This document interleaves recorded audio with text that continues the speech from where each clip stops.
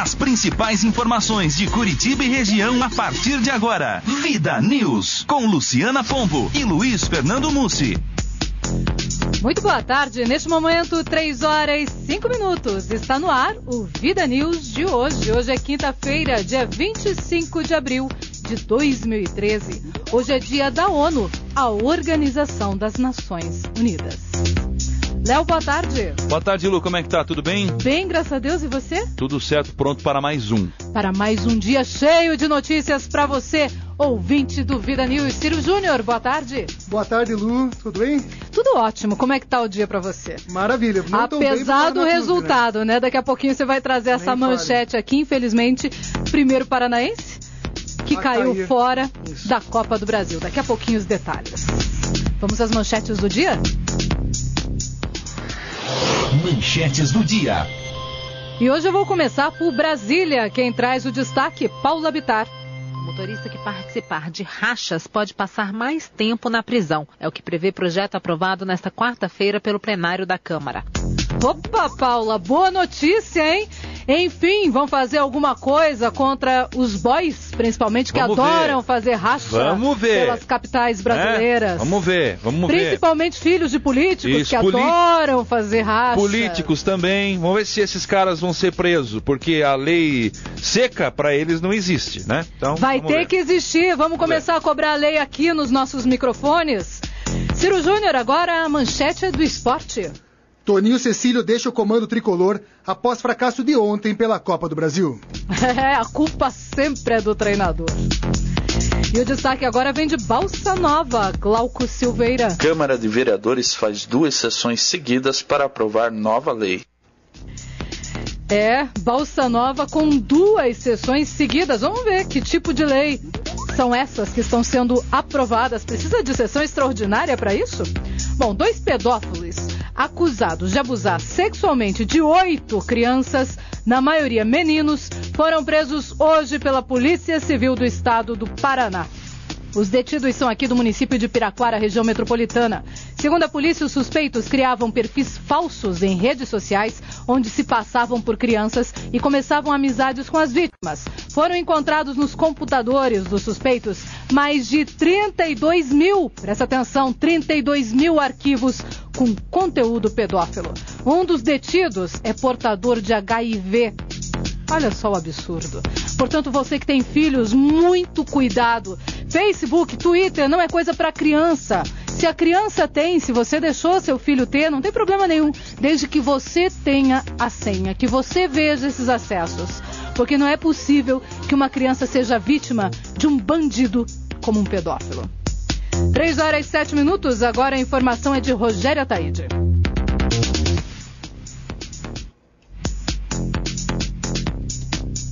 Projeto que enfraquece o STF. Essa era a notícia que nós estávamos comentando ontem. Aliás, foi a pergunta do dia ontem aqui, a questão do STF, ou seja, os congressistas poderiam ou não reduzir os poderes do Supremo. Vamos ouvir direito agora, só está a crônica aqui na sequência, vamos ver se a gente consegue ouvir direitinho a manchete do Rogério Ataíde. Agora sim, Rogério, é com você. A CCJ, Comissão de Constituição e Justiça, aprova projeto que enfraquece o STF. É um absurdo, né? A gente vê de tudo nesse mundo. E a Polícia Federal aqui em Curitiba deflagrou hoje a Operação Fractal para desarticular organização criminosa voltada ao contrabando e à exploração de jogos de azar no Paraná, mediante intensa corrupção policial. Vários policiais foram presos, inclusive um delegado de polícia no interior do Paraná. As ordens judiciais acabaram também atingindo um assessor parlamentar. O assessor do deputado estadual Valdir Pugliese. Daqui a pouquinho você tem também todos esses detalhes aqui no Vida News. Agora o destaque vem de Londrina, Ciro Novaes. Pela Vida News, 92.9 FM, Ciro Novaes. Uma boa tarde, ouvintes, Luciana Pombo e grande equipe do Vida News. Hoje nosso tema será de um mês castiço. Você ouviu até a manchete do Ciro Novaes, também falando sobre política. Por falar em política, hoje nós estaremos entrevistando aqui o prefeito de Cascavel, Edgar Bueno, do PDT. Ele que não está no comando da prefeitura já há alguns dias por conta de uma cirurgia que ele teve que fazer para tirar um tumor do cérebro. Ele está bem, vai voltar logo para a prefeitura de Cascavel e ele é nosso entrevistado. Daqui a pouquinho, acompanhe. 3h09. O Vida News já está no ar. Vida News. Tempo e temperatura. O ar mais seco permanece cobrindo o estado do Paraná e garante outro dia de tempo aberto em grande parte das regiões. Somente ao longo do litoral e em pontos da região metropolitana de Curitiba, temos um pouco mais de nebulosidade e até mesmo chance para chuvas fracas e chuviscos. Nada muito significativo, é por conta dos ventos úmidos do mar que temos essa quantidade maior de nuvens na faixa leste do estado. Quanto mais avançamos para o interior, temos o domínio da massa de ar seco, que garante uma condição geral de tempo aberto, temperaturas agradáveis, mas sem muito calor durante a tarde, e as temperaturas das madrugadas já não são tão frias. Somente nos lugares mais altos, a sensação de frio permanece ao amanhecer. Mínima nas primeiras horas da sexta-feira de 7 graus em Palmas, 16 graus na região de Palotina, e a máxima atinge os 28 graus em Foz do Iguaçu, 29 graus na região de Cambará, e a capital vai ter uma sexta-feira com mínima de 13 e máxima chegando aos 24 graus. Previsão do tempo, uma parceria agência Rádio Web e Somar Meteorologia. Para mais informações, acesse o nosso site tempoagora.com.br. De São Paulo, Márcio Custódio. Vida News. Trânsito. Por causa de obras na estação Tubo Alferes Poli, no centro de Curitiba, os ônibus estão sendo desviados da Canaleta para as pistas de lenta na Avenida 7 de Setembro, entre as ruas Alferes Poli e a Desembargador Westphalen. Portanto, você que circula nessa região já sabe que pode apresentar lentidão ali na Avenida 7 de Setembro, porque os ônibus que trafegam normalmente pela Canaleta agora estão na pista lenta. 3h11. Vida News. Aeroportos. Os aeroportos: Internacional Afonso Pena na Grande Curitiba, Internacional de Foz do Iguaçu, Governador José Richa de Londrina, Silvio Nami Júnior de Maringá e Adalberto Mendes da Silva de Cascavel estão todos abertos para pousos e decolagens e operam neste momento visualmente. 3h11. Vida News. Ouvinte Vida. E hoje eu vou aproveitar um estudo da Fundação Getúlio Vargas que mostra que 82% dos brasileiros acreditam que é fácil, muito fácil, desobedecer às leis brasileiras. Para te perguntar, ouvinte da Rádio Vida, por que você acha que os brasileiros gostam de desobedecer às leis? Você participa com a gente pelo telefone 3029-9290 ou pelas redes sociais, através do Facebook, nas nossas páginas pessoais ou então na página do Vida News 92,9 FM. Você curte a nossa página e participa com a gente. Você também pode participar através do Twitter. Eu já tenho aqui algumas respostas, algumas participações, eu vou ler algumas delas. O Tiago Cochani diz o seguinte: porque as leis não são para todos, por isso muitos desobedecem às leis. A Cláudia Poli diz: ora, isso é fácil de responder, porque não se pune o infrator. É isso que acontece no Brasil, é o que diz a Cláudia Poli. Também participando com a gente, o Adilson de Souza diz: é o famoso jeitinho brasileiro. O professor João Morozinski diz aqui: porque infelizmente o país vive na impunidade e por falta de um bom exemplo daqueles que fazem as próprias leis. A desigualdade social também interfere, mas há outra pesquisa que diz que quanto menor o grau de escolaridade, maior é o respeito às leis. Aliás, é a mesma pesquisa, viu, professor João Morozinski, que a gente vai trazer todos os detalhes dela daqui a pouquinho. E ele continua dizendo: omissão e impunidade resumiriam bem este tema. 3h13, você também pode participar com a gente através das redes sociais ou então pelo telefone. 3h13.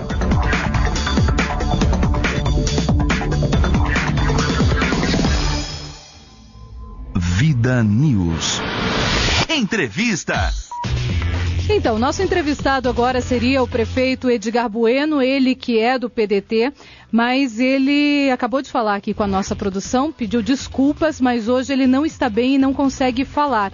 E pediu para que fosse agendada, então, uma nova entrevista para segunda-feira. Com certeza, prefeito Edgar Bueno, a gente vai sim agendar para segunda-feira, até porque a gente entende essa situação, é um problema de saúde e que, felizmente, já foi resolvido, ou seja, já foi feita uma cirurgia. E em breve o senhor vai voltar, tenho certeza, a comandar a prefeitura de Cascavel, no oeste do Paraná. 3h14.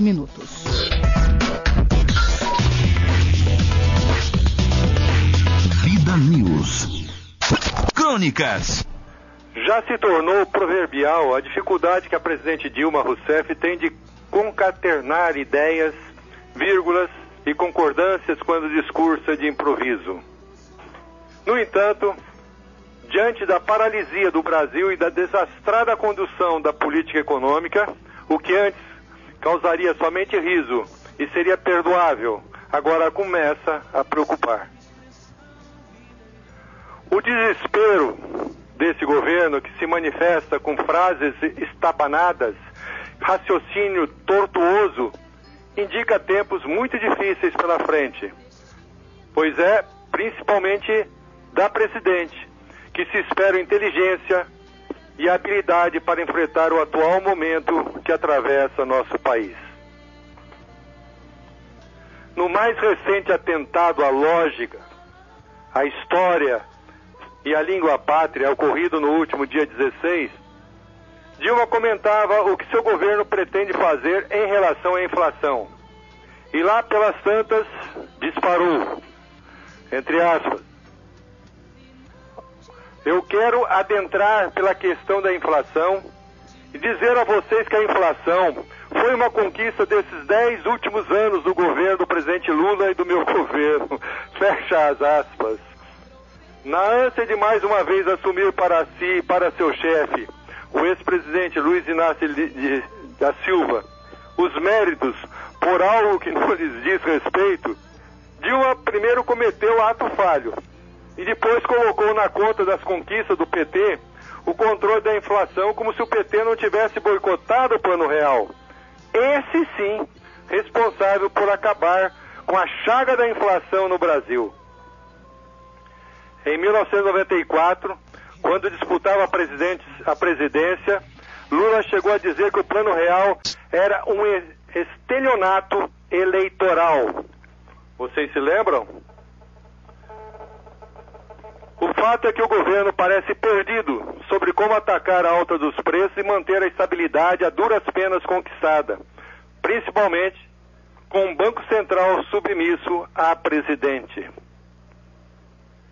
Num desses discursos de palanque em Belo Horizonte, Dilma disse, em dimês castiço, que a inflação já está sob controle. Escutem bem. Embora todos saibam que não está. Abre aspas. A inflação, quando olho para frente, ela está em queda, apesar do índice anualizado do ano ainda estar acima do que nós queremos alcançar, do que nós queremos de ideal. Fecha aspas, afirmou. E completou. Os alimentos também começaram a registrar, mesmo com todas as tentativas de transformar os alimentos no tomate, os alimentos começam uma tendência a reduzir de preço. Fecha aspas. Meus caros ouvintes, ganha um tomate quem conseguir entender o que ela quis dizer nessa frase. Aqui, Ciro Novaes. Me aguardem. 3h18. E vamos agora até Brasília, onde está no Ministério da Saúde Hudson da Silva. Hudson, boa tarde. Luciana, boa tarde, ouvinte da Rádio Vida FM. O Hospital do Trabalhador, aí em Curitiba, é um dos 22 hospitais de grande porte incluídos no SOS Emergência, criado pelo SUS do Ministério da Saúde. O programa vai qualificar o atendimento nos maiores hospitais brasileiros. Com a chegada do programa, muita coisa vai mudar no Hospital do Trabalhador. Equipes treinadas vão acolher os pacientes e avaliar o nível de gravidade e de urgência no atendimento. O fluxo de internação será mais ágil e a gestão de leitos mais eficientes. Até 2014, os 40 maiores prontos-socorros em 26 estados e o Distrito Federal estarão incluídos no SOS Emergência, que é parte da rede Saúde Toda Hora.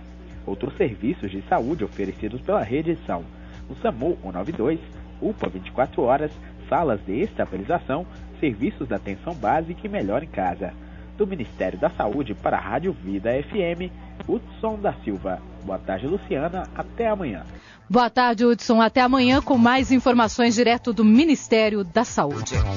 3h19. Hoje eu estou perguntando para você, ouvinte da Rádio Vida, o que você pensa sobre essa pesquisa da Fundação Getúlio Vargas que diz que 82% dos brasileiros acreditam que é fácil, muito fácil, desobedecer às leis brasileiras. Por que os brasileiros desobedecem estas leis? É a pergunta que eu faço hoje para você, ouvinte da Rádio Vida. O Rogério Ataíde, aqui nosso colaborador, ele diz o seguinte aqui pra gente. Ele diz: aqui no Brasil é assim, onde tem uma plaquinha não pise na grama, daí o sujeito vai lá e pisa. É a opinião do Rogério Ataíde. Também o José Domingos dos Santos, participando com a gente, diz o seguinte: até porque o Congresso Nacional dá bom exemplo, né, Luciana? Talvez por isso. José Domingos, infelizmente, o Congresso Nacional não é exemplo para ninguém. O Betinho Suchevics, ele diz que está escutando a Rádio Vida, o programa Vida News, e manda um abraço e parabéns para o Rick Paranista. Daqui a pouquinho a gente vai falar aqui do Paraná Clube. Também estão na escuta Silvia Lucina e o Tiago Lucina Faria. 3h20, nós vamos ao intervalo, daqui a pouquinho a gente volta, participe com a gente, continue participando. Nosso telefone é o 3029-9290 ou então pelas redes sociais. E a Fundação Getúlio Vargas mostra que 82% dos brasileiros acredita que é fácil, muito fácil, desobedecer às leis brasileiras. Esse assunto você vai acompanhar, é a nossa pergunta do dia, mas você vai acompanhar agora no nosso Giro de Reportagem. Giro de Reportagem. Quem traz as informações? Gael Correia. Desrespeitar as leis no Brasil é fácil? É muito fácil desrespeitar, né? Infelizmente. Né? Acho que cabe a cada ser humano, né? Da índole mesmo, poder respeitar as leis, porque estão aí para ser cumpridas, né? Para quem tem dinheiro, sim. Agora pro pobre, o pobre se lasca. Agora quem tem dinheiro, rola solta a bruxa aí. Acho que não existe um respeito, sim, às leis. Não é como nos Estados Unidos, onde a coisa é rigorosa. Aqui, acho que as pessoas levam de uma forma bem tranquila as coisas. O que o brasileiro diz nas ruas foi medido pela Fundação Getúlio Vargas numa pesquisa inédita no país sobre a percepção do cumprimento das leis. 82% dos entrevistados afirmaram que é fácil desobedecê-las. 79% disseram acreditar que o brasileiro, sempre que pode, prefere o famoso jeitinho a cumprir as normas. E para 54% das pessoas ouvidas pela Fundação, há poucas razões para obedecer às leis, de acordo com um estudo feito entre outubro de 2012 e o mês passado em 8 estados. Não basta que a lei exista, diz a pesquisadora da FGV, Luciana Ramos. O brasileiro exige boas razões para cumpri-la. Para a Luciana, a lei é mais respeitada quando há reprovação social. Nas situações em que existe, ou que pelo menos os entrevistados percebem, que há uma maior probabilidade de a pessoa ser punida caso realize uma conduta, os entrevistados afirmam que realizam essa conduta com menos frequência, ou seja, eles desobedecem menos à lei quando há uma percepção de uma maior reprovação social. O levantamento também mediu a percepção dos entrevistados sobre a impunidade caso cometam alguns delitos. 80% afirmaram acreditar em punição caso levem itens baratos de uma loja sem pagar. Mas apenas metade acha que atravessar fora da faixa de pedestre ou comprar filmes, jogos e programas piratas acarretará em alguma pena. Agência Rádio Web, de São Paulo, Gael Correia. Vida News. E é triste a gente ouvir uma matéria como essa, viu, Gael Correia e Léo? O brasileiro acabar achando que é normal pegar alguma coisa no mercado e ir embora. Parece que realmente os exemplos brasileiros fazem com que a gente perca um pouco da ética, da moral. Os exemplos vêm de cima, né, Luciana? Esse é o grande exemplo do exemplo. Portanto, a gente fica de mãos atadas. Quando a gente vê um Senado Federal, um Congresso Nacional tentando desmerecer o STF, o Superior Tribunal de Justiça. E o Ministério Público também. O Ministério Público, que é matéria para daqui a pouco, a gente vê que realmente esse país não é muito sério, não. E como eu comentei, a gente está se encaminhando para ser a nova Venezuela, onde teremos ditadores disfarçados aí de república, e a gente vai ter que engolir seco e aceitar tudo. Eu não consigo entender como as pessoas que defendem esse sistema de governo e as coisas que estão sendo impostas para a gente na atualidade apoiam isso, não conseguem enxergar isso como uma ditadura. E é o que nós estamos vivendo. Estão tirando o poder dos poderes para poderem se perpetuar no poder e mandar em tudo, inclusive na gente. O ciclista ao vivo, ele diz o seguinte aqui pelo Twitter, aliás, todos os dias ele vem com participações fortes. Ele diz o seguinte: aqui no Brasil a corrupção e a bandidagem são tão grandes que o nosso Congresso Nacional quer acabar com o STF. Exatamente nesse sentido que você estava falando aí, viu, Léo? Já garante, né, Lu? Vai que dá um problema, né? Já fica garantido, ninguém vai incomodar ninguém mais, né? Bom, você também pode participar e dar a sua opinião, não esquecendo, o nosso telefone é o 3029-9290, ou então através das redes sociais, Facebook ou Twitter. 3 adolescentes de 17 anos incendiaram, é isso mesmo, colocaram fogo na cozinha do Colégio Estadual 11 de Abril em Tapejara, na região noroeste do estado. Isso foi hoje. De acordo com o diretor assistente do colégio, 2 dos adolescentes são alunos da instituição e o outro é um ex-aluno. Como é que eles descobriram isso? Porque as câmeras de segurança gravaram a ação destes jovens. Até onde vai a educação brasileira? Até onde vai a educação que você está dando para o teu filho? Será que você também não está sendo omisso nessa educação? É hora da gente começar a se questionar. A educação mesmo, ela começa em casa. E você tem toda a responsabilidade na educação do teu filho. 3h28. Bom, ainda falando sobre Brasília, o plenário aprovou o aumento da pena para motoristas que participarem de racha. Uma boa notícia. Paula Bittar é quem traz os detalhes de lá. O motorista que participar de rachas pode passar mais tempo na prisão. É o que prevê projeto aprovado nesta quarta-feira pelo plenário da Câmara. Segundo a proposta, a pena para quem participar de corrida ou disputa automobilística não autorizada, que hoje é de 6 meses a 2 anos de detenção, pode chegar a 3 anos de detenção.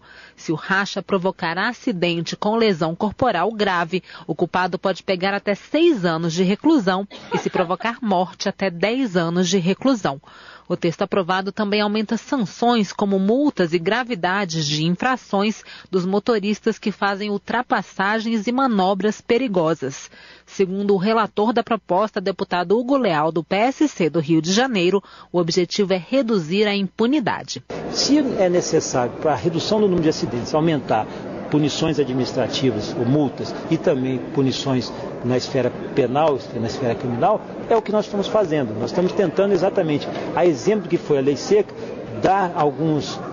informar a sociedade com essas modificações que é necessário nós estancarmos o que é mais importante, as mortes que acontecem nesse país. São quase 45 mil brasileiros que perdem a vida todos os anos. Então é necessário um rigor maior para que a gente possa evitar essa tragédia anual. Uma inclusão feita em plenário acrescentou a possibilidade de testes toxicológicos, além do de alcoolemia, para verificar se o motorista está sóbrio. A proposta vai ao Senado. De Brasília, Paula Bittar. Vida News. 3h30, e esse assunto é aquele assunto que nós estávamos comentando aqui. Muito, mas muito importante que realmente se aumente não só o tempo de cadeia, mas também a severidade, ou seja, a pessoa foi pega fazendo racha, vai presa. Não tem o que discutir sem fiança, deveria ser esse tipo de atitude dos nossos congressistas com a lei para que realmente tivesse menos casos de rachas no Brasil. O Glauco Silveira não concorda muito não, ele diz o seguinte: não adianta aumentar o tempo de cadeia se eles não prendem quem merece. Glauco, não, você tem toda a razão. Tem realmente que prender quem merece ser preso. Aliás, quem comete delitos como o de fazer racha e acabar matando alguém. Muitas vezes essas pessoas até são beneficiadas pela nossa polícia. Está na hora de acabar com isso. 3h31 e agora vamos com ele, Glauco Silveira, de Balsa Nova. Boa tarde, ouvintes da Vida News. Boa tarde, Luciana. Boa tarde a toda a equipe. No dia 15 de abril, depois da sessão normal na Câmara de Vereadores Balsa Nova, teve logo em seguida uma sessão extraordinária. O vereador e presidente da Câmara, Joel Batke, lembrou que as sessões extraordinárias não são pagas à parte, pois os vereadores recebem remuneração fixa. Entre vários outros projetos, foi aprovada a Lei número 701/2013. Dispõe sobre a concessão de diárias ao prefeito, ao vice-prefeito e aos demais servidores do Poder Executivo do município de Balsa Nova e dá outras providências. Sancionada pelo prefeito Luiz Cláudio Costa no dia 17 de abril. Luciana, o que me chamou a atenção foi esse artigo 4º. Mediante aprovação prévia da proposta e autorização expressa do prefeito municipal, as diárias serão concedidas por dia de afastamento, ficando ao servidor desobrigado de apresentar documentação comprobatória dos gastos com alimentação e hospedagem. Ou seja, não é necessário comprovar o gasto da diária. Sendo assim, o que sobra volta para os cofres públicos. Os valores das diárias são os seguintes: prefeito municipal, R$ 600, vice-prefeito, secretário municipal, advogado-geral do município e assessor de nível superior, R$ 450, chefe de gabinete e diretor de departamento, R$ 250, demais servidores e conselheiro tutelar, R$ 125, motorista, almoço, 20, lanche, R$ 10. Sobre a sessão extraordinária, o presidente da Câmara, Joel Batke, afirmou: precisamos ter a consciência de votar os projetos que beneficiam a população balsanovense. Será, Luciana Pombo? Glauco Silveira, de Balsa Nova, para o Vida News. Vida News. 3h33, 3h33. Agora é um absurdo, viu, Glauco? Diária do prefeito, R$ 600. R$ 600 por dia. O prefeito consegue, a partir dessa lei que foi aprovada em Balsa Nova, passar um dia no hotel, comer alguma coisa, ou seja, a sua diária, de qualquer forma, sem que ele precise comprovar nada, é de R$ 600. Agora, o conselheiro tutelar, que tem o dever de cuidar das crianças, dos adolescentes de Balsa Nova, o conselheiro tutelar vai receber apenas R$ 125. Agora eu fico me perguntando, qual é a diferença para o povo do prefeito, de uma ação que ele vai fazer administrativa, e do conselheiro tutelar que vai lá defender os interesses desse mesmo povo que elegeu o prefeito para estar lá? Por quê? O prefeito tem R$ 600 para gastar por dia, enquanto o conselheiro tutelar tem R$ 125. Eu fico pensando que R$ 300 estaria de bom tamanho para um hotel por dia com o seu almoço. Ou não estaria, hein, Léo? É incrível. E o principal, ele não precisa declarar como gastou isso, se gastou. Nada, não precisa pegar nota fiscal, coisa nenhuma. Se comprou em parafuso, comprou em porca, tomou em cerveja, foi pro boteco, outros lugares, né? Como já aconteceu, aliás, aqui no estado do Paraná. Acontece, todo dia acontece. Ontem, por sinal, eu estava andando, Luciana, ali numa região, não vou nem falar para não ter problema, mas onde tinha um prostíbulo, vamos falar assim, claro, por ouvinte entender. E de repente eu vi um carro da polícia. Eu falei, será que ele vai me abordar, né? Vai fazer uma abordagem e tal. E eu tava indo pra casa do meu pai ali. E eu falei, será que eu vou ser abordado, né? Eu fiquei na expectativa pra ver a polícia trabalhando. E aí, eis que ele bateu a seta pro lado esquerdo, me passou correndo e entrou justamente nesse lugar. Lógico. Fazer o que lá? Investigação, que isso, Qual Léo? tipo de investigação? Que isso? 3h35, é uma piada, viu? Aliás, daqui a pouquinho a gente vai falar também sobre a Polícia Civil, sobre o trabalho feito por ela aqui hoje no estado do Paraná e também pela Polícia Federal. Existem trabalhos importantes que estão sendo feitos, sim, como a prisão de delegados. E é importante que se dê importância a esse tipo de atitude, porque parece-me que as coisas começam a acontecer no Brasil. É a sua pressão, a pressão popular e de nós aqui atrás do microfone, que pode fazer alguma mudança neste país. 3h35. Vamos agora com Paula de Castro, direto de Brasília. É que os planos de saúde não poderão mais negar cobertura e poderão ser multados caso neguem e até suspensos. Paula, é com você. A ANS estabeleceu que, além dos critérios de descumprimento dos prazos estabelecidos para marcação de consultas, exames e cirurgias, vai considerar também os itens relacionados à negativa de cobertura, o período de carência, a rede de atendimento, o reembolso e a autorização para procedimentos.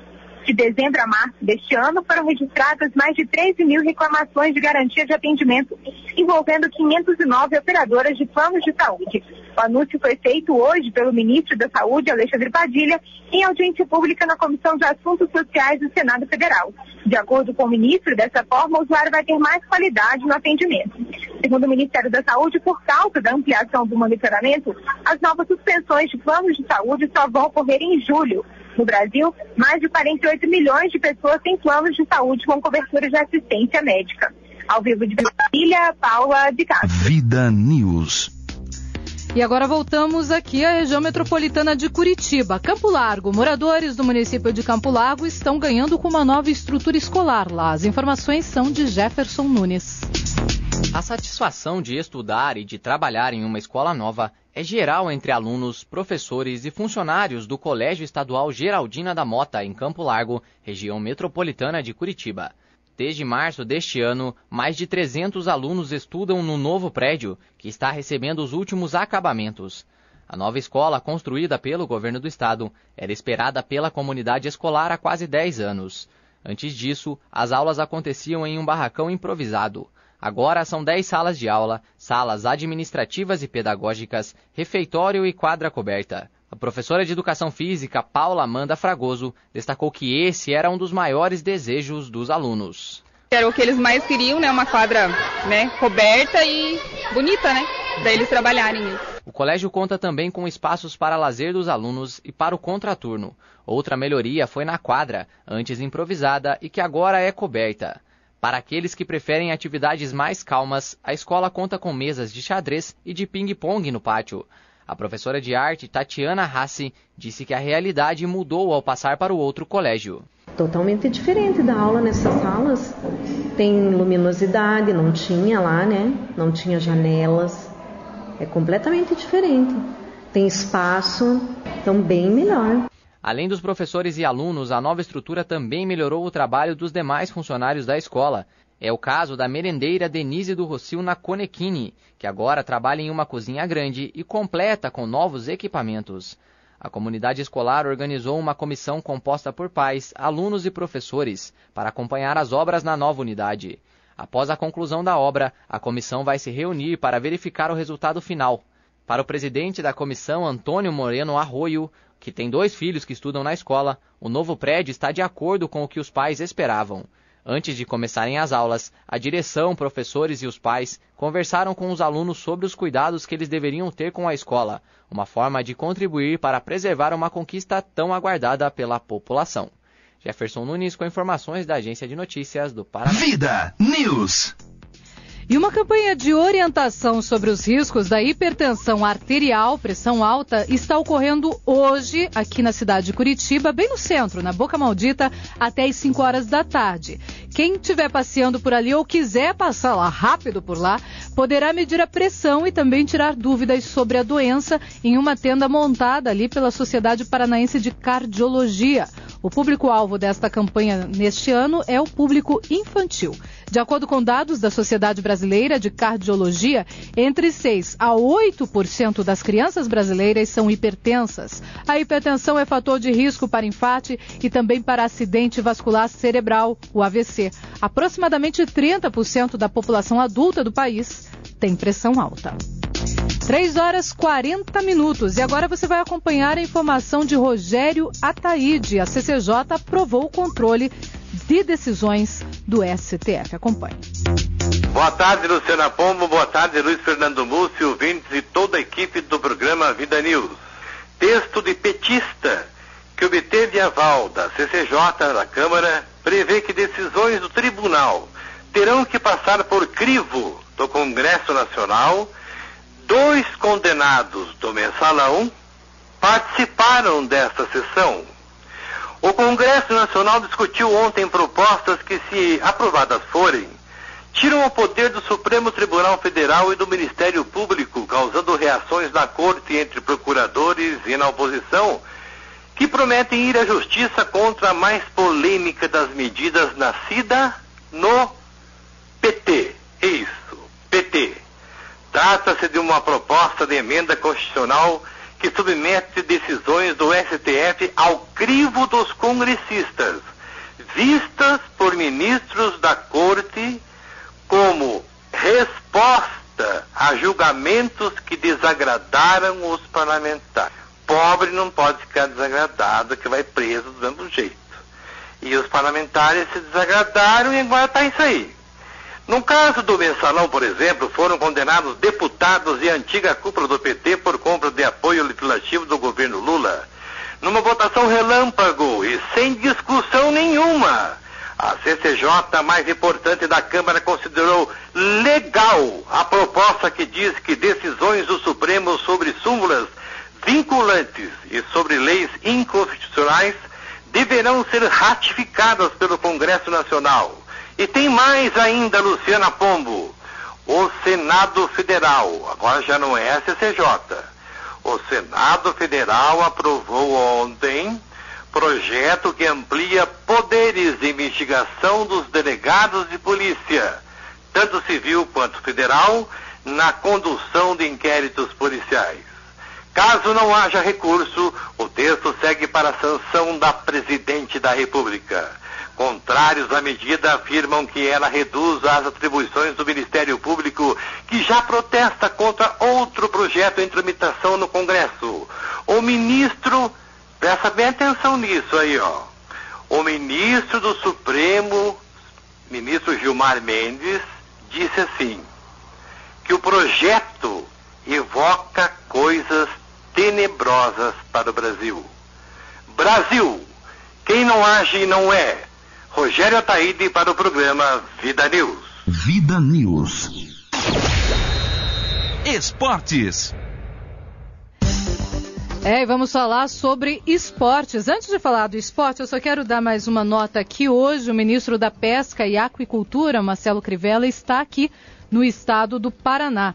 Pela manhã, ele visitou o projeto de construção do Parque Industrial Frigorífico de Peixes, ali de Pinhalão, no interior do Paraná. Às 10h30, visitou o projeto de implementação do curso de Engenharia de Pesca pela Universidade Federal do Paraná e também fez a divulgação do plano de safra da pesca e da aquicultura em Santo Antônio da Platina.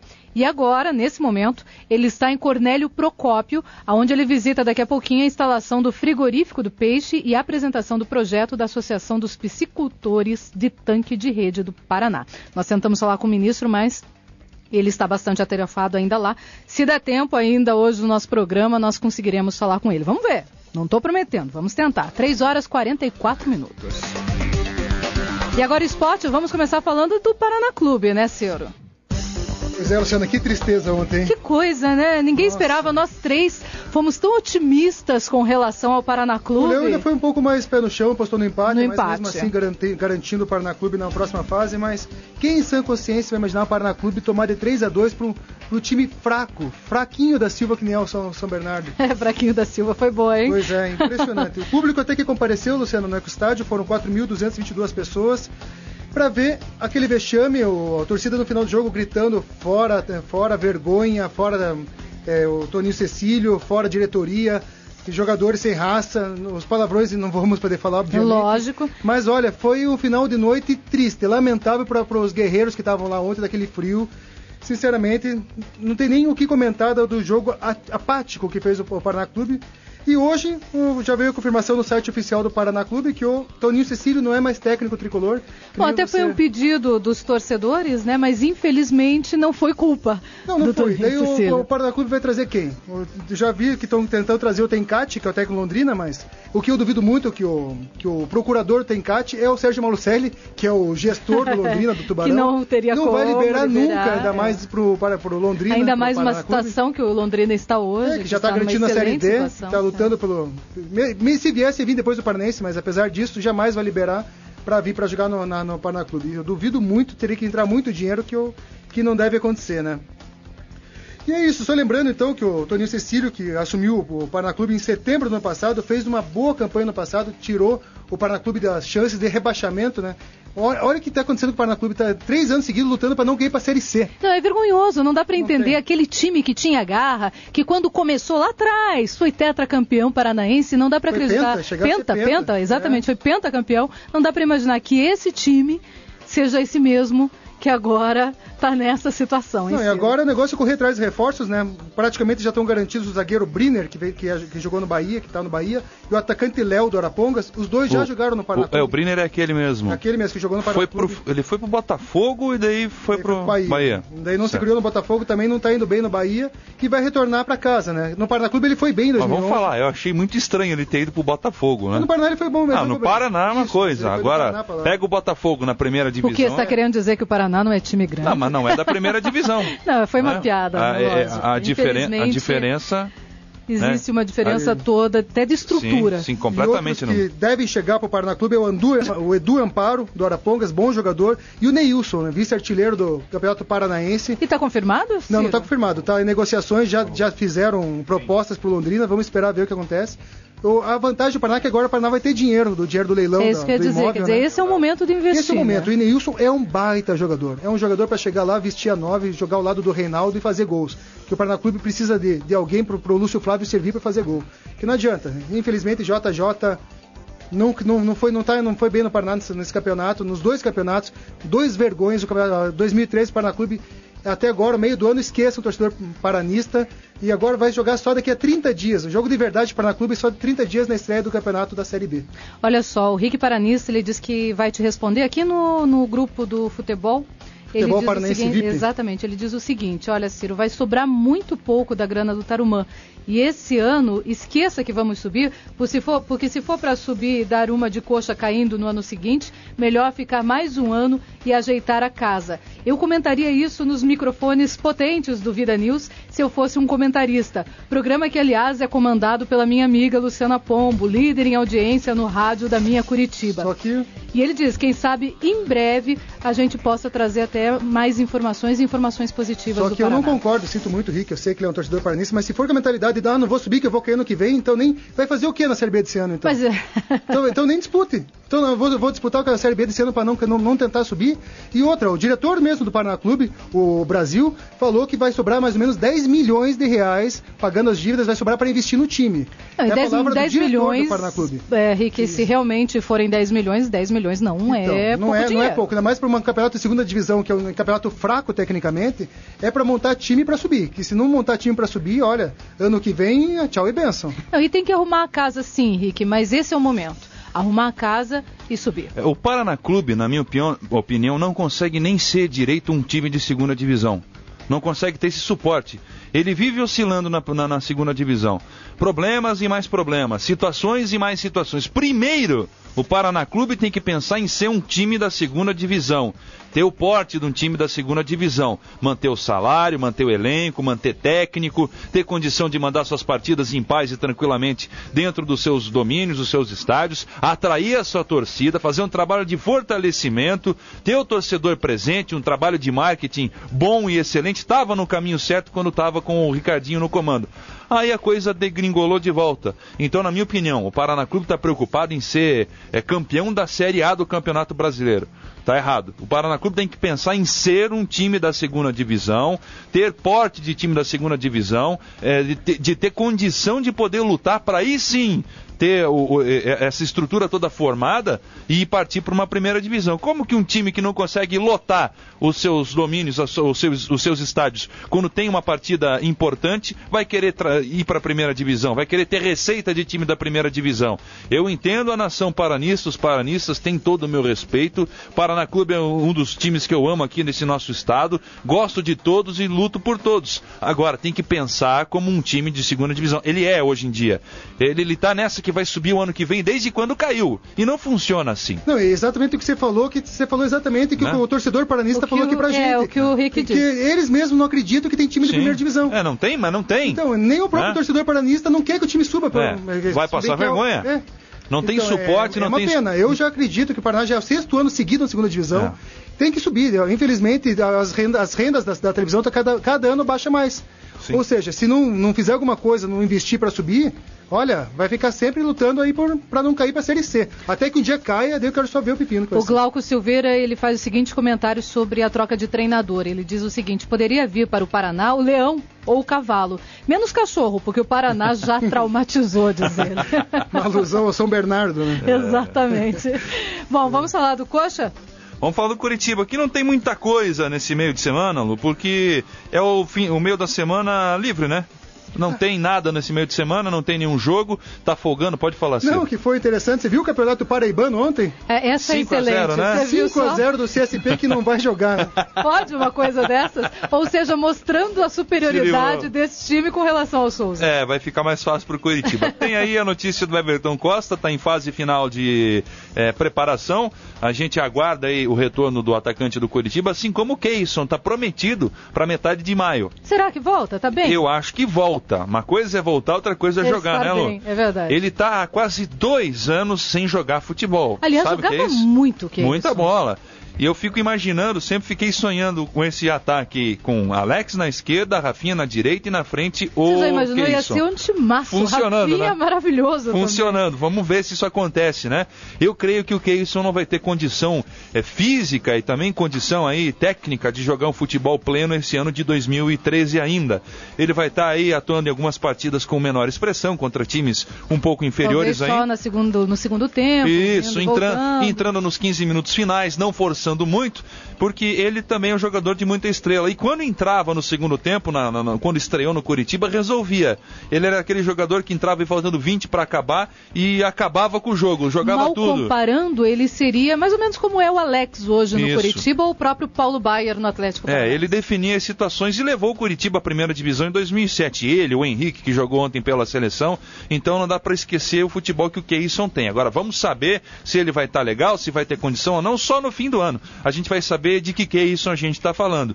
E ele teve 2 lesões, uma seguida da outra. No começo da carreira, no mesmo joelho teve esse problema. Então ele já vem com uma série de lesões que complicam. Ele confessou que chegou a pensar em desistir do futebol, largar a mão da carreira. O que eu acho um desperdício se ele tem condição ainda financeira, física, para poder tentar permanecer jogando bola. Eu faço votos que o Keyson retorne e tenha aí plenas condições. Que retorne bem, né? Que não aconteça o que aconteceu com o Kelly, que era um excelente jogador do Atlético Paranaense, infelizmente acabou tendo vários problemas de saúde. Quando foi tentar voltar em 2008, não voltou na plena forma que tinha, infelizmente. Quantos que a gente nem sabe, né, que tem esse tipo de problema, essas situações de lesões, problemas físicos que já morrem na casca, ficam nas categorias de base, grandes craques. Não, tem um craque de bola que é o Pedrinho do Vasco. O rapaz, coitado, acabou, né? Tinha osso de vidro, aparentemente, né? Que é verdade. Acabou a carreira, uma carreira de jogador de seleção brasileira com decorrentes lesões. E por falar em osso de vidro, vamos falar um pouco do Emerson, que tá azarado também o Emerson, né? Puxa vida. Tava com o retorno marcado para agora, teve que ser adiado para o final do mês de julho.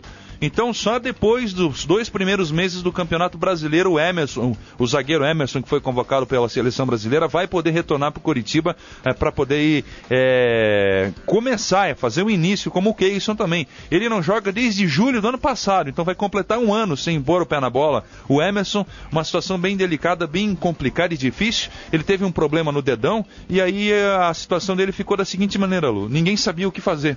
Pediram um tempo para poder fazer uma junta médica no ano passado para ver o que iam fazer com a situação do Emerson. Ele teve uma fratura no dedão e essa fratura eu já quebrei o dedo, o vizinho do dedão, e foi realmente muito complicado de recuperar, porque é uma área do corpo que você não tem a condição de implantar um pino de maneira tranquila e também não tem a condição de engessar. Então é bem delicada a recuperação e bem demorada. É uma parte do corpo difícil de se recuperar. E aí depois dessa tentativa da primeira recuperação, ele não conseguiu êxito, teve que fazer a operação, implantou um pino, e aí só depois de passar do tempo aí da calcificação óssea, ele conseguiu agora ter essa condição de jogo. Ele estaria estreando no começo do Brasileiro. Aí teve que novamente que remover o pino para poder retornar ao futebol. Vamos ver como é que fica a situação do Emerson, que é um grande zagueiro quando está em boa fase. Bom, e o Atlético Paranaense, Ciro? Então, mas só comentando o Emerson, que o Coxa está precisando do Emerson. Precisa.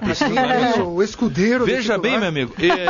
Olha, o Escudeiro foi tudo. O Dirceu, que é meu particular amigo, ele foi formado como volante no Curitiba, depois foi pelo René Simões e pelo Ney Franco, ele foi promovido a zagueiro. E todo mundo não gostava do Dirceu, não queria saber do Dirceu no Curitiba, ele foi emprestado em 2, 3, 4 oportunidades e foi pro Londrina. Agora ele aparece toda semana na seleção da rodada. Já tem gente falando que a solução para a zaga do Curitiba é o Dirceu. Né? Não, mas eu vi uma nota hoje de Londrina que ele está voltando para o Curitiba depois do ele retorna para o Coxa, ele é um atleta do Curitiba até 2015, se eu não me engano. O contrato é longo ainda. E existe também um outro, já falando da zaga do Curitiba, aproveitando que a gente está falando isso, o Lucas Claro. Eu até questionei a ausência dele no Clássico, ele não está sendo relacionado porque o contrato vence agora em julho. E tinha sido acertado as bases entre o jogador, o empresário e o Curitiba. E chegou agora, na hora de assinar, o empresário falou, não, nós queremos mais. E o Curitiba falou que não paga mais. Marcelo Oliveira, então tá nessa situação de um pacote de pão de queijo para comemorar. É um excelente zagueiro, lembra muito o Manuel fisicamente, né? Um grande zagueiro do Curitiba formado nas categorias de base. Então o Curitiba também tem essa lacuna aberta aí, essa vaga aberta na zaga. E falando também da zaga mais um pouco, o Escudeiro recebeu uma proposta do Cruzeiro. Isso por enquanto foi confirmado. Mas eu não sei que tá esperando para mandar que vão ser vendidos apenas no dia do jogo, no avião lá, que atrapalha bastante o senhor atleticano, que muita gente vai sair daqui e pode acabar não conseguindo ingresso na hora lá. O ingresso custará R$80 a inteira, R$40 o meio ingresso e serão vendidos apenas 850 ingressos para torcedor atleticano. Ou seja, tem os torcedores atleticanos que moram em Ponta Grossa, que são inúmeros, são bastante gente. Exato. E aqueles que vão crescer de Curitiba para pegar a estrada, pegar 277 e ir para Ponta Grossa. Até porque é perto. Exatamente, é perto, só que tem a chance, e uma chance infelizmente grande do torcedor ir para lá e não ter ingresso para vender, porque não vai ter a venda antecipada. Ou seja, um desserviço, uma coisa que no futebol de hoje, 2013, não tem nem lógica o que aconteceu. Aliás, já está mais do que na hora de implementar o sistema informatizado operário. Está mais do que na hora. E a coisa lógica de acontecer, não sei por que não teve um acordo das diretorias do Atlético do Operário, pega os 850 ingressos do Atlético, pega pelo menos 400, né? Traz aqui para a arena e venda aqui. Pega aqui, venda para os torcedores daqui, pronto. Aliás, é até de se estranhar, já que o atual presidente do Atlético Paranaense chegou a ser consultor do Operário. Então é estranho que esse acordo não tenha acontecido. Pois é, simplesmente não tem lógica, né? E sobre o time, né? Vamos falar do time em campo, né? Que é o mais importante. Que é o mais importante. O Arthur Bernardes vai ter que fazer modificações do time titular. O Douglas Coutinho, para a alegria da nação, volta. Mas o meio-campo, o Zezinho e o atacante Crislan foram punidos por terceiro. Infelizmente, dois ótimos jogadores. Vai ficar. Que esses dois, não tenho dúvida, além do Douglas Coutinho, que vão estar com a equipe principal durante esse ano. Vai ser diferente daqueles outros jogadores que vão ser emprestados para time da Série D e da Série C. Eu até queria conversar com o Leonardo sobre isso. Esses jogadores do Atlético que vão ser emprestados, por que não empresta o Paraná Clube, por exemplo, em troca e diminuir o valor do aluguel dos estádios, por exemplo? Ia fortalecer o time do Paraná, que vai estar disputando a Série B, sem custo. Aliás, iria fortalecer em muito, porque os jogadores do Sub-23 são excelentes. E vamos falar uma coisa importante disso que você falou. Toda essa viagem, essa troca de cidade requer uma adaptação. Já que os atletas estão sendo preparados para jogar no Atlético Paranaense no futuro, a intenção da diretoria é essa. Nada melhor do que eles ficarem aqui em Curitiba, com a família, com os amigos, né? E joga uma Série B que é muito mais forte que jogar Série C e Série D. Aliás, eles ficariam muito mais felizes. Lógico.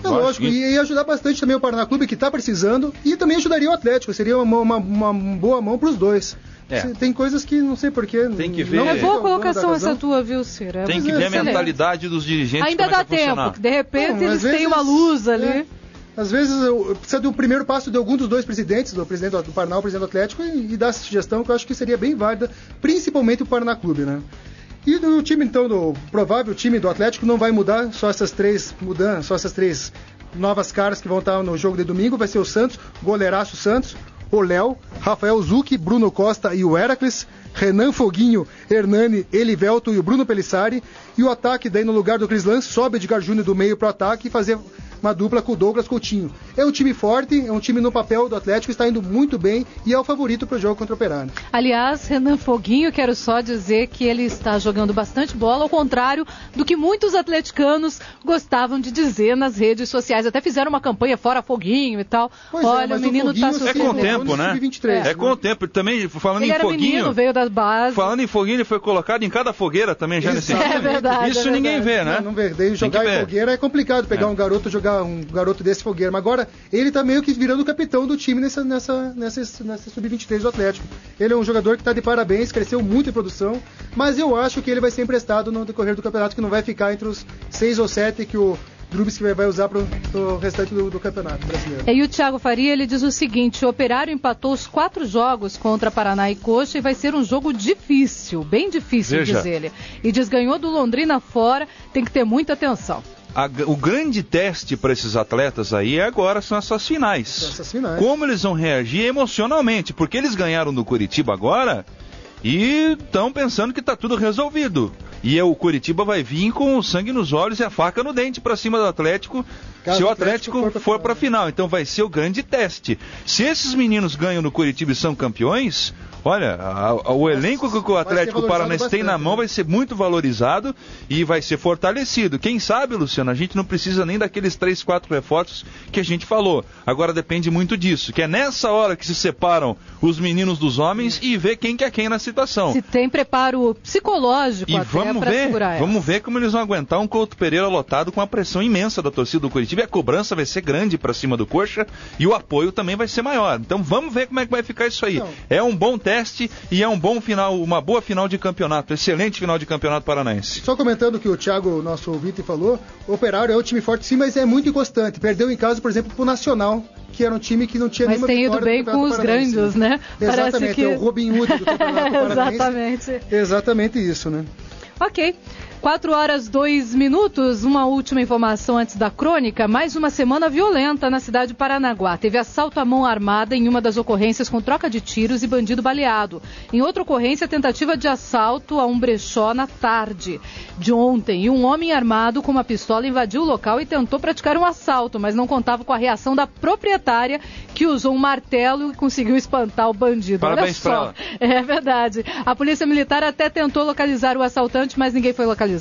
E não foi só isso, a gangue do Maçarico, como tem sido chamada lá em Paranaguá, também entrou em ação e arrombou caixas eletrônicos do Banco do Brasil e todo o dinheiro que havia nos equipamentos foram levados. Essa é uma notícia, Lu, que já está rodando bastante. O Paraná é o terceiro estado do país em explosões e caixas bancárias. Eu nunca vi nada igual mesmo. E ninguém resolve essa parada, porque a cada dia que passa, parece que brota, que nem barata, esses caras aparecem do nada. E eles não saem de um lugar para o outro. Aqui em Curitiba fizeram muito, daí foram para a região metropolitana, isso, agora estão em Paranaguá. Eles estão indo para o interior, que no interior não tem tanto policiamento e condição de contenção, né?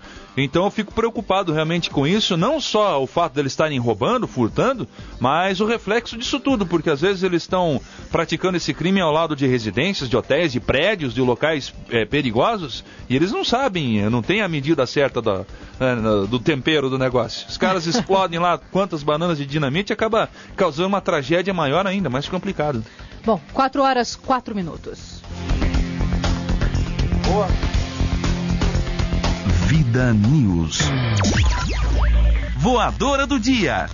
Bem, a voadora hoje vai para a Câmara Municipal de Balsa Nova exatamente por conta da aprovação dessa lei das diárias. Afinal de contas, se nós temos todos que comprovar nossas contas quando somos servidores públicos, por que o prefeito, o vice-prefeito, os secretários não precisam comprovar suas diárias? E também por que um conselheiro tutelar tem que ter uma diária tão pequenininha perto da diária de um vice-prefeito, de um secretário municipal ou de um prefeito. Portanto, hoje a voadora vai para Balsa Nova. 4h04. Vida News.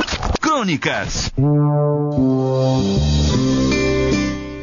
Eu vivo ou eu existo? E agora? Claro que eu existo. Se eu existo, eu vivo. Mas será? Qual é a diferença, hein? A vida passa, tudo passa, né? Tudo. Nós passamos e de repente percebemos, eu estou vivo? Daí vem a pergunta, mas o que eu estou fazendo da minha vida? Viva. Levanto pela manhã, escovo meus dentes, lavo meu rosto, ou já vou logo tomando aquele banhaço gostoso, né? Malmente me olho no espelho, saio correndo, né? Corro pro cafezinho voando, toco o celular e vem gente, ai, o trânsito maluco. Vivemos uma sociedade assim. Putz, mas nem um beijinho dos meus filhos, minha esposa, sai correndo. Ah, deixa pra lá, à noite a gente dá esse tal beijinho. Os filhos estavam dormindo mesmo, nem irão perceber que quando acordarem, eu já saí para o trabalho já faz muito tempo. Mãe, onde está o pai? Aí o filho pergunta, o pai, teu pai? Teu pai já se mandou, já saiu voando. Tá bom. Beijos, mãe, tô indo pra escola. Dia das Crianças não é assim, uma família, não vou dizer nem normal, né? No dia a dia, né? É normal. O que é normal, o que é anormal hoje tá meio complicado, né? Espera que vou te levar. E lá vai a mãe correndo após um breve cafezinho e deixa os filhos na escola. Não é assim? Nem sabe como chegou na escola, mas ela foi. Foi pelo instinto, dirigindo, né? Se bater, bateu e vambora. Sim, dirigiu instintamente e instintivamente. E morre assim, às vezes. Volta para casa. Quando ela senta no sofá sozinha em casa, que não tem ninguém em casa, os filhos já estão na escola, o marido já está trabalhando, ela pensa assim: eu vivo? Será que apenas não estou somente existindo neste mundo? Ou vivendo? Me indaguei rapidinho: ei, peraí, quem sou eu? E de repente, quando fiquei sozinha, me auto-perguntei: eu vivo? Eu estou viva? Eu estou vivendo? Meu Deus, eu estou existindo. Eu estou apenas existindo aqui na vida, mas vivendo é diferente. Esperando apenas o dia para ser enterrada, levada ao cemitério e enterrada. Me dá calafrios de medo, meu Deus do céu, ao pensar nisso. Saio lá fora e percebo que tem um jardim bonito. Não percebia que eu tinha um jardim legal, bonito, com flores. Eu olho as flores que eu mesma plantei. Eu olho os moldes do meu gramado, meus cachorrinhos brincando. Olho em volta de mim e vejo uma construção. Sim, uma construção material mesmo. Eu não percebia que estavam construindo ali. Meu Deus, aqui é o lugar onde eu moro. E passei a chorar porque eu passei a me sintonizar onde é que eu estou. Lágrimas descem pelo meu rosto. Chego a soluçar. Aqui, nesta casa, com essas flores, com esse jardim, com esses animaizinhos bonitos, nasceram os meus filhos. Aqui eu entrei com o meu marido, estou até hoje. Aqui eu fui feliz. Agora eu pergunto: será que eu sou feliz ou eu fui feliz? Deus, meu Deus, eu vivo ou eu existo? Pai, ajuda-me, Pai. Ajuda-me, meu Deus. Ensina-me a voltar a viver e não apenas existir. Lágrimas descem ainda pela minha face e percebo Deus em mim, imanente em mim, e percebo o reencontro com minha própria vida. Vamos, gente. Boa tarde, Luciana Pombo. Boa tarde, Luciana. Boa tarde, Luiz Fernando Mussi e toda a equipe do programa Vida News. Boa tarde, Curitiba. Boa tarde, meu querido Paraná. Boa tarde, Brasil.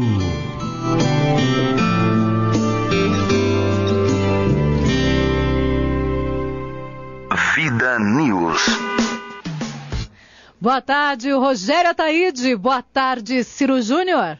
Boa tarde, Lu. Até amanhã. Até amanhã. Boa tarde, Léo. Valeu, Lu. Nos falamos. E o Léo continua até às 5 da tarde. Sigo. E amanhã, só te dando já a primeira notícia de amanhã, olha só, nós vamos ter a entrevista com o delegado que fez a operação contra esses 2 pedófilos que foram presos por agirem em redes sociais e terem abusado de pelo menos 8 crianças. O absurdo. O doutor Amarildo vai estar conversando amanhã com a gente, ele que é do COP, que é o Centro de Operações Policiais Especiais. E com essa notícia, eu me despeço de você. Boa tarde e até amanhã, se Deus quiser.